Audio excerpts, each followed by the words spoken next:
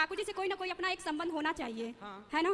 ठाकुर जी से संबंध वो तो हमारा सच्चा है, वो जन्मों जन्म का है, वो पहले था और है, आगे भी रहेगा। बीच में तो जो परिवार वाले मिलते हैं उनका कब मिलना कभी छड़ना, ये तो बस एक माया का खेल है ना। लेकिन यदि जब हम सभी लोग कहते हैं कि ठाकुर जी से कोई ना कोई अपना एक रिश्ता होना चाहिए, तो मैं अपने ठाकुर को अपना पति मानती हूँ, क्योंकि अब मेरा मन पूर्ण रूप से समर्पण हो चुका है। लेकिन फिर भी परिवार वाले आप सोचते हैं कि किसी और परिवार से रिश्ता जोड़ दिया जाए, तो मुझसे नहीं हो पाता है। मतलब जैसे कि अब ऐसा लगता है कि मुझे किसी बंधन में जानबूझकर बांधा जा रहा है, इसे मैं छोड़कर मतलब अपने ठाकुर के पूर्ण रूप से चरणों में समर्पित हो गई हूँ। तो क्या ये मेरा उचित है या अनुचित है? आपका मन विवाह करने का नहीं है? बिल्कुल नहीं है। आप बैठ जाओ, आगे वाले काहे खड़े हो गए छोरा? परिवार वाले बोलो। लेकिन परिवार वाले सोचते हैं कि नहीं मैं शादी के बंधन में बन जाऊं। आपकी माताजी क्या कहती हैं? माताजी आपके विचार से सहमत हैं? कोई मेरे विचार से सहमत नहीं, सब सोचते हैं कि मैं संसार के बंधन में बन जाऊं। और मैं गुरुदेव सत्य कहती हूँ। कितनी उम्र है आपकी? 25 वर्ष है। और मैं किसी भी तरह से संसार से नहीं जुड़ना चाहती हूँ। मैं पूर्ण रूप से अपने गोविंद को, अपने ठाकुर को अपना ली हूँ। कहाँ रहते हो आप? मैं तो गांव बनारस में, बनारस से आगे आजमगढ़ गांव में रहती हूँ, इधर ही कहीं यूपी की हूँ। तो विवाह नहीं करना माता पिता कहते हैं, विवाह करो। परिवार वाले बिल्कुल इस बात को मानने के लिए ही तैयार नहीं। वो सोचते क्या भगवान से कोई शादी करता है, भगवान को कोई पति मानता है? अरे ऐसे ही घर जा, तू शादी कर, अपने परिवार में देखते रहना, उधर ही सब कुछ कर लेना, ये सब ढोंग मत कर। लेकिन मेरी हृदय की बात को वो लोग नहीं समझ सकते हैं, और ना मैं कैसे समझाऊं, वो लोग समझने को तैयार नहीं है। और मेरा हृदय संसार को स्वीकार ही नहीं करता है, किंचित मात्र नहीं स्वीकार करता है। इससे मैं सोचती हूँ मैं शरीर त्याग दूंगी, लेकिन किसी भी संसार के बंधन में नहीं बन सकती। नहीं, शरीर त्याग देना वो तो त्यागना ही पड़ेगा अंत में अपने को, लेकिन जानबूझकर यदि त्यागा जाएगा तो वो अपराध हो जाएगा। वही चीज है। तो अब संसार घर वाले यही सोचते हैं कि नहीं मैं संसार से जुड़ जाऊं, बंधन में बन जाऊं, इसके लिए यहाँ से वहाँ शादी कर दूं, ये कर दूं, वो कर दूं। लेकिन मेरा चित्त तो गृहस्थ बेटा बुरा तो नहीं है? नहीं, गृहस्थ का बुरा मैं बात नहीं कर रही हूँ, लेकिन गृहस्थ के लिए मन चाहिए, लेकिन हमारा मन नहीं है ना। सही। बिना मन का गृहस्थ नहीं चल सकता गुरुदेव। सही है। अगर जिससे भी रिश्ता जुड़ेगा तो उसको तो मन देना पड़ेगा ना।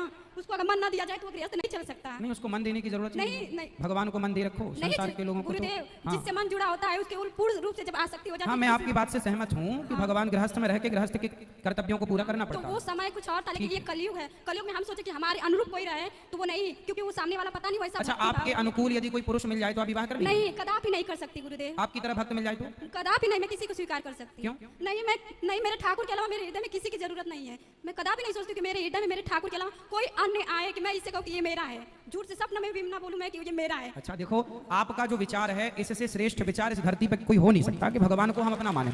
इससे श्रेष्ठ कुछ नहीं, ये तो सही है। पर अब संसार के लोगों को भी आपको समझाना पड़ेगा, माँ को, पिता को, अब आपका भाई, आपकी बहन, आपकी माँ, वो भी दुखी ना हो, उनको कुछ समझाओ।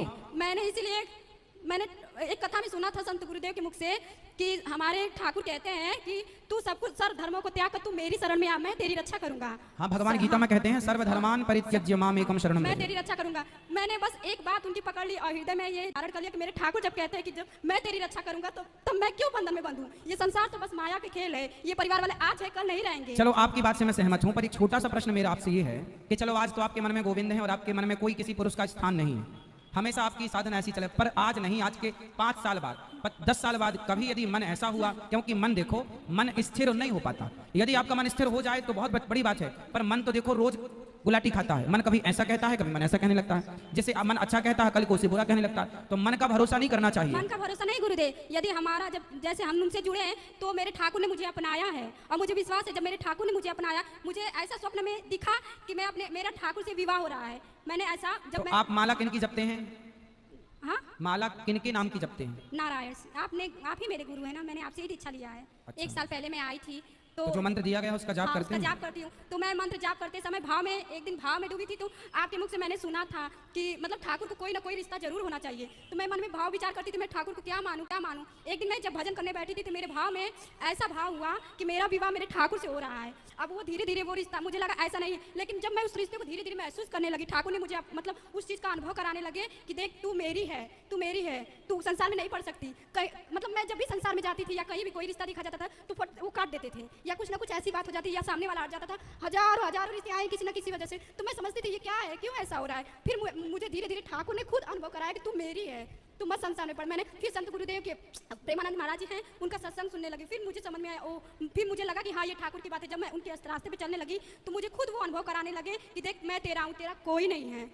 इसलिए और फिर मैं उनकी सत्संग भी सुनती हूँ, और मैंने घर त्याग दिया है, छोड़ दिया सब कुछ, और मैं बस अपने ठाकुर के भरोसे हूँ। इतना दिन हो गया, 8 महीने हो गया, लेकिन मेरे ठाकुर मुझे हर पल संभाल रहे हैं, हर पल। तो रहते कहाँ हैं आप? घर पे रहते हैं कि कहीं और नहीं, रहते घर पे हैं? तो नहीं रहते हैं। तो कहाँ रहते हैं? मैं वृंदावन में ही रहती तो हूँ। वृंदावन में अकेले रहते हैं, किसी के साथ रहते हैं? नहीं, कोई निश्चित नहीं है, कहीं पे भी। अभी ठाकुर जी मुझे जहाँ पे रख देते हैं वहाँ पे रह लेती हूँ। बेटा पर देखो, आपकी भावना अच्छी है, मन पवित्र है, सब कुछ अच्छा है आपका, आप में कोई कमी नहीं है। भगवान आपको स्वीकार कर चुके हैं, आपने उन्हें स्वीकार किया, ये सब कुछ अच्छा है। भक्ति के पथ पर ईश्वर का अनुभव हो जाना, ये बड़ी बात है, आपको हो चुका, ये अच्छी बात है। संतों का संग मिला आपको, आपने मंत्र का जाप किया, आप श्रेष्ठ हैं अपनी जगह। फिर भी ये जमाना बड़ा जालिम है, खुले में कहाँ रहेंगे आप, स्त्री हैं। नहीं गुरुजी, थोड़ा सा आपको अपनी सुरक्षा के लिए तो आपको कोई स्थान जहाँ बहुत सारी स्त्रियां रहती हों, लड़कियां रहती हों, वैसा यदि आप चुन लो। आप अकेले फुटपाथ पे ना सो जाना, आप अकेले ना रहना कहीं। मैं गुरुजी कभी कभी भय, मतलब मन में ऐसा लगता है कि नहीं, रक्षक तो भगवान है, रक्षक तो भगवान है। द्रौपदी की लाज बचाई, रक्षक थे, फिर भी लुटी ना लाज, फिर भी लाज लुटी ना। उन्होंने पुकारा ही नहीं ना। हाँ, तो उन्होंने द्रौपदी पुकारा की लाज लुटी, फिर भगवान ने पुकारा। तो हमें ये मैसेज है कि हम ऐसा काम ना करें कि वो स्थिति उत्पन्न हो, इसलिए हम थोड़ा सिक्योर रहें।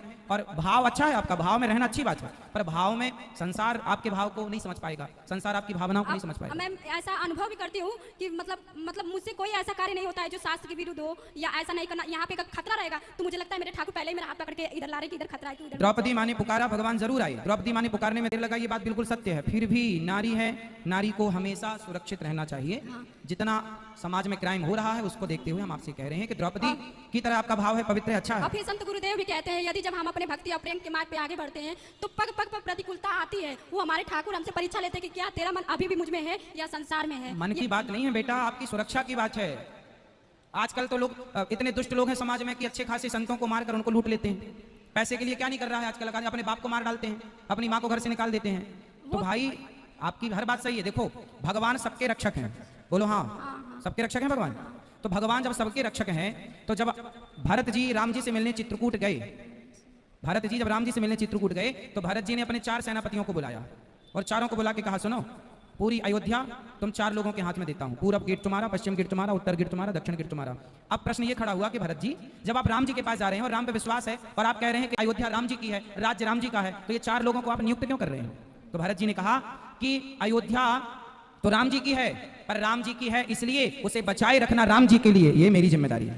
तो आप भगवान की हो, पर भगवान के लिए आपको बचाए रखना ये भी आपकी जिम्मेदारी है। भगवान, हाँ ये तो है गुरुजी, लेकिन मैं तो संत गुरुदेव की मतलब जो जैसे बताते हैं वैसा मैं करती हूँ। ऐसा अनुभव भी करती हूँ कि नहीं ये सत्य है, क्योंकि मैं जब समझती हूँ, जब ये जान चुकी हूँ कि ठाकुर कहते तू मेरी शरण में है तो तेरी रक्षा की जिम्मेदारी मैं लेता हूँ। जब तेरा कोई नहीं है मेरे सिवा तो तेरी सारी जिम्मेदारी मैं लेता हूँ, अपने सर पे लेता हूँ। सुनो, एक गुरु जी ने चेले को ज्ञान दिया, बिल्कुल आपकी तरह चेला था। गुरु जी ने चेले से कहा, सुनो, सब कुछ भगवान की मर्जी से होता है, सब कुछ भगवान की मर्जी से होता है। तो चेला बोला ठीक है, सब कुछ भगवान की मर्जी, मान लिया उसने गुरु जी की बात। अब वो रास्ते से जा रहा था तो हाथी आ रहा था। अब हाथी आ रहा था, हाथी के ऊपर महावत बैठा था और महावत चिल्ला रहा, सुनो भागो, हाथी बौखला गया है, पागल हो गया है, भाग जाओ जल्दी, भागो भागो, ये हाथी उद्दंड हो गया है, पागल हो गया, रौंद तरह आ रहा है, सबको भागो। और वो चेला सामने खड़ा, बोले गुरु जी ने कहा सब भगवान की इच्छा है, सब भगवान की इच्छा। वो चिल्ला रहा, हट जा हट जा, बोले नहीं, गुरु जी ने कहा भगवान की इच्छा है। हाथी आया, उठा के पटक दिया, नस नस टूट गई, लंगड़ाता गया। बोले गुरु जी आपने तो कहा था भगवान सबके रक्षक हैं, भगवान सबकी रक्षा करते हैं, मैं तो भगवान के भरोसे खड़ा था, तो भगवान ने रक्षा क्यों नहीं की? जब भगवान सब करते हैं तो भगवान, गुरु जी ने बोला ये बता, वो हाथी के ऊपर कोई बैठा था? बोले हाँ बैठा था। बोले वो कुछ कह रहा था? बोले कह रहा था हट जाओ हट जाओ। गुरु जी ने कहा कि यदि सब भगवान की इच्छा से हो रहा है तो वो महावत भी भगवान की इच्छा से कह रहा था कि बेटा हट जा, वो भगवान की आज्ञा थी, हट जा। तो आपको जो हम समझा रहे हैं ये भगवान की आज्ञा है कि सुरक्षित रहो। हाँ ये तो है, सुरक्षित तो हाँ। वैसे कोई भी अपनी सुरक्षा स्वयं नहीं कर सकता, सुरक्षा करने वाले तो हमारे ठाकुर ही है। भगवान